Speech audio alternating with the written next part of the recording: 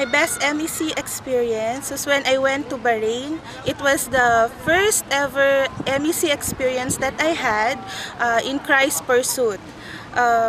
We were very overwhelmed and very blessed na despite sa mga trials of getting securing our visas and everything went well for us to be able to go to Bahrain.